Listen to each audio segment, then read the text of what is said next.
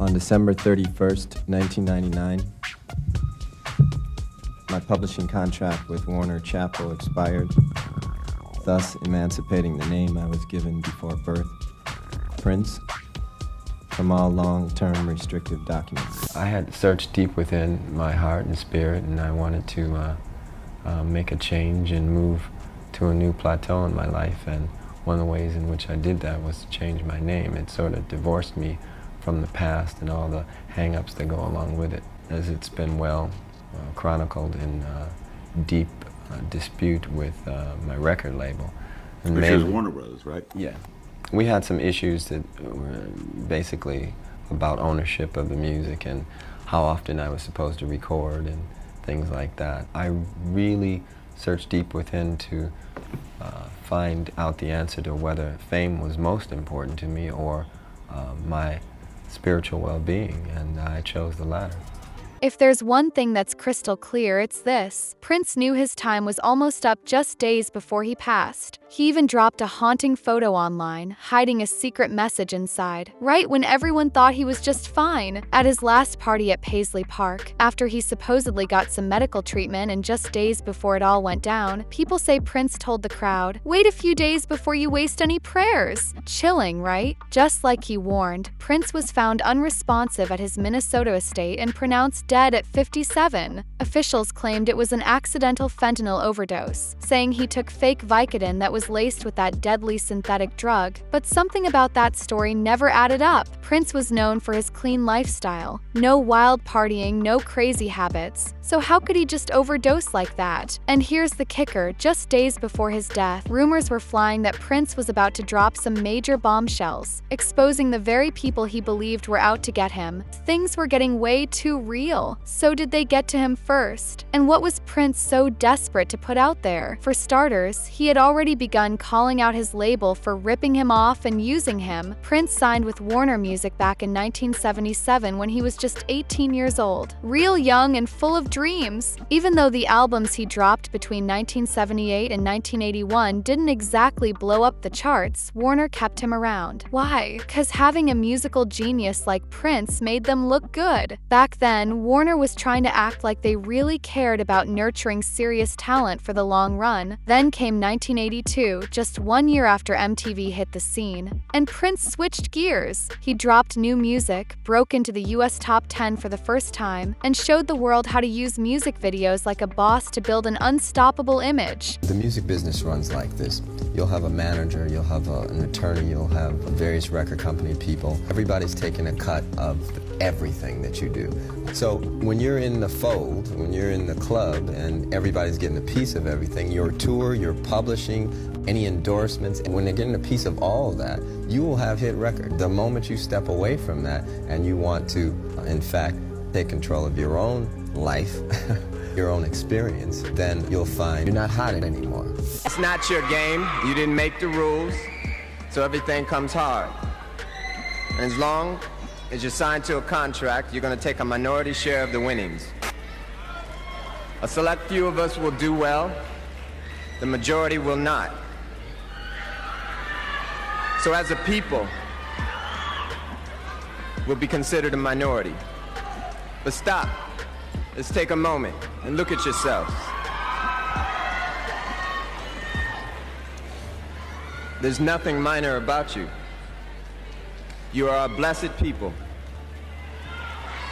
You're the most talented on earth, and you are still grateful. That is why upon winning in their game, you always thank God. Tonight I would like to ask one favor of you. Imagine what we'll all be like in our own game. Peace and love for one another.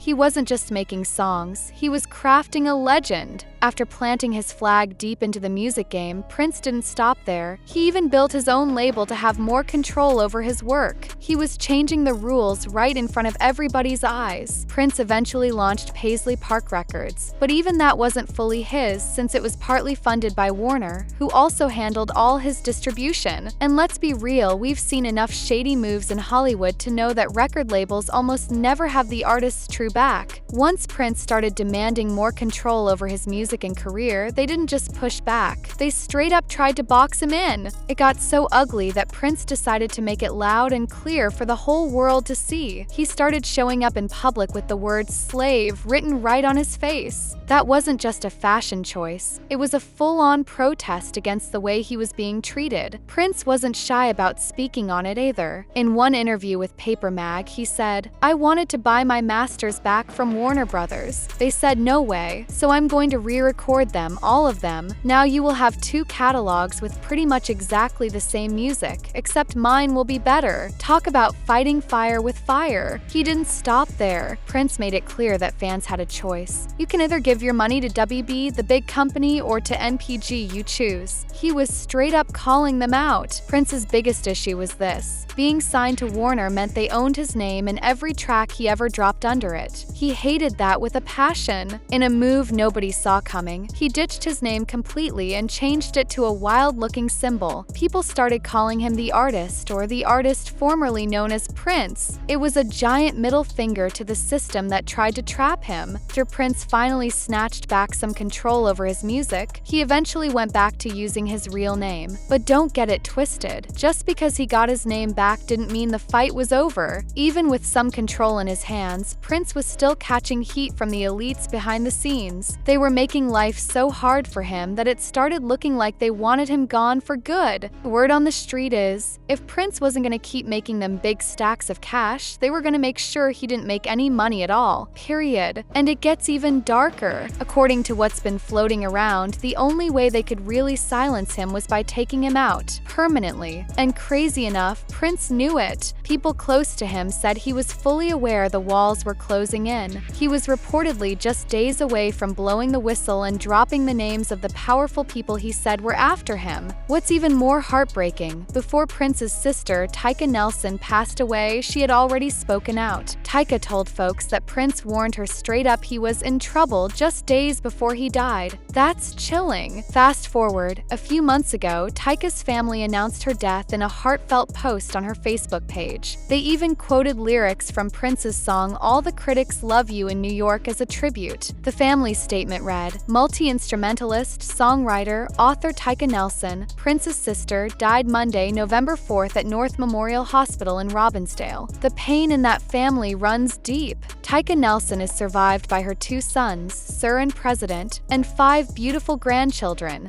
In their official statement, the family made sure to honor her memory, calling her the daughter of Maddie and Joe Nelson. They also highlighted how Tyka was best known to the world as Prince's sister, and how she worked hard to keep his legacy alive, showing up at fan gatherings and music industry events to rep her brother's name loud and proud. Now, there's been plenty of gossip in the past, with folks saying Prince and Tyka weren't all that close, but the truth tells a different story. They were actually tight, real tight. Back in 2018, Tyka cleared it all up when she shared that she and Prince were very close growing up. She explained that their parents made it crystal clear to Prince he had to look out for his little sister no matter what. Wherever Prince went, Tyka had to be right there with him. And here's something that shows just how deep their bond ran. Tyka revealed that Prince literally helped save her life. When she was fighting a serious battle with substance misuse, it was Prince who stepped up and got her into rehab. That's not just brotherly love, that's a real-life guardian angel move. When Tyka needed help, Prince didn't hesitate for a second. He said, "Okay, when and where?" That's the kind of loyalty they had. And when Prince realized the end of the road was getting closer, he didn't leave Tyka in the dark. Nope. According to her, Prince spent 2 whole years quietly preparing her for his death. 2 years. While talking to the Minnesota Star-Tribune about stepping away from performing and working on her own memoir, Tyka opened up about the very last conversation she had with her brother, just 4 days before he died. She said that during that final talk, Prince kept dodging her questions. Tyka said, "I kept getting mad. I felt like, talk to me for 2 seconds. But every time she tried to get serious, Prince would crack a joke, they'd laugh, and then he'd switch the topic like nothing was wrong." She pressed him hard, asking, "How are you really?" But Prince wouldn't give her any real answers. Tyka admitted it bothered her.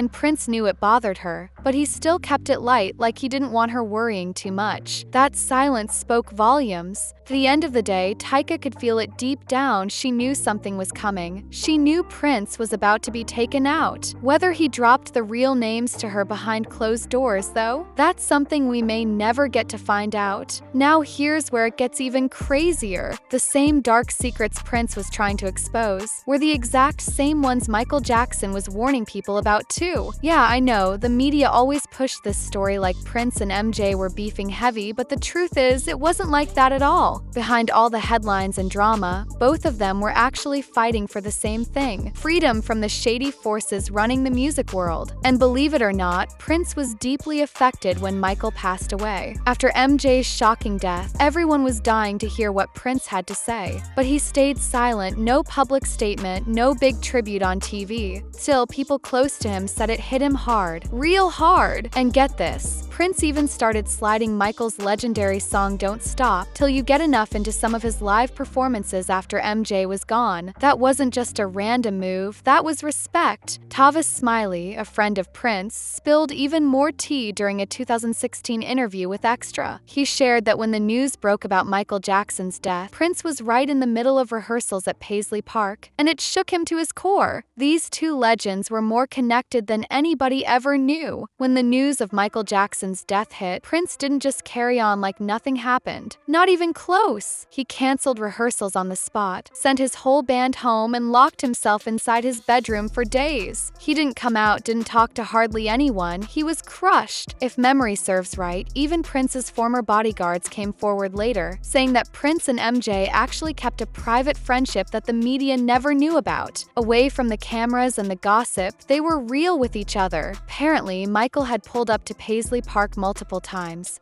No paparazzi, no headlines, just two legends hanging out like regular dudes. They kick back, play games, and just vibe. Not only that, but they even supported each other's music. It's been said that Michael played the final version of his Dangerous album for Prince in his private studio before the album ever dropped, and Prince loved it. That's real respect. Bottom line, MJ and Prince weren't enemies like the media tried to sell it. They were actually good old friends, just chillin', talking, laughing, and doing what they loved. But they kept it low-key because the industry was constantly trying to pit them against each other. At the heart of it, both these legends just wanted one thing: control over their music. And sadly, because they both fought back against the machine, it's been said they both ended up dying under some seriously mysterious circumstances. Way too soon. And before I let it slip my mind, there's another wild twist to Prince's story. When he was deep in his war with Warner, he ended up putting his trust in Jay-Z. Yeah, Prince believed Jay was different, that he actually cared about protecting artists and doing right by them. But sadly, Chivy turned out to be just another snake in the grass. Prince had worked out a deal with Tidal, the streaming service heavily tied to Jay-Z's Rock Nation. It all seemed cool at first, but after Prince passed, everything went sideways fast. In 2016, the people managing Prince's estate gave NPG Records the green light to file a fat copyright lawsuit against Rock Nation. Why? Because Tidal had thrown 15 of Prince's albums up on their platform without the proper rights. The lawsuit made it clear Tidal was only supposed to have a 90-day exclusive license for one newly recorded album, Hit and Run, not a whole library of Prince's classics. According to the lawsuit, what Tidal pulled was straight-up copyright infringement. Now, Tidal tried to defend itself, saying they had permission, both in writing and verbally, to be the first to stream a bunch of Prince's music. But the paperwork told a different story, and the whole situation turned ugly real quick. Even after his death, Prince was still getting dragged into messy battles over the rights to his legacy. But NPD wasn't having it. They straight up said the so-called agreement between Tidal and Prince